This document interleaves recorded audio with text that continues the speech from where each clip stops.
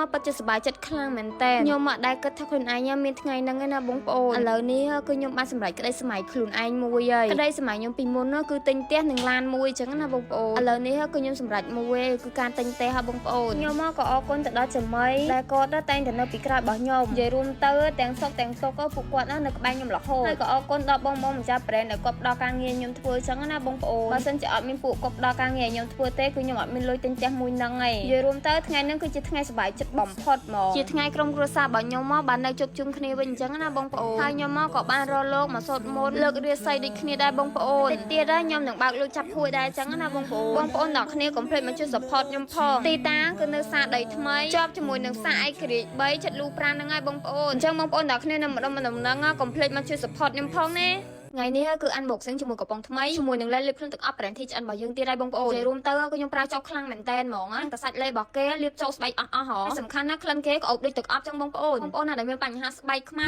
ក្រាស់ខ្មៅគ្រើមខ្មៅពីកំណើតបញ្ហាបែកសង្វារឬមួយក៏បែកអាចរយប៉ុណ្ណាក៏ដោយបងប្អូនអាចមកសាកប្រើជាមួយនឹងលេបខ្លួនទឹកអប់ brand THN របស់យើងបានមើលតែសាច់លេក៏ដឹងថាចង់ប្រើប៉ុណ្ណាដែរសំខាន់គឺខ្ញុំធានាគុណភាពឲ្យហ្មងបងប្អូនទាំងគ្នាសម្រាប់លេបខ្លួន brand THN របស់យើងគឺសបែបសន្សិទ្ធសចេញមកបែបក្រាស់សចេញមកបែបមានសុខភាពល្អតែម្ដងបងប្អូនឃើញសាច់លេរបស់គេលាបលើដៃយើងគឺមានជាតិសំណើមខ្លាំងមែនតែនជាតិស្រោមអីឡើងពេញសាច់លេហ្មងបងប្អូនបើសិនជាបងប្អូនអ្នកគ្នាមានពេលឃ្លុំលាបឃ្លុំគឺសអត់ដឹងខ្លួនតែម្ដងបងប្អូនអញ្ចឹងបើសិនជាបងប្អូនអ្នកគ្នាចង់បានជាមួយនឹងស្បែកសចេញមកបែបក្រាស់សចេញមកបែបមានសុខភាពល្អបងប្អូនអាចមកសាកជាមួយនឹងលេបឃ្លុំទឹកអប់ brand THN របស់យើងបានណា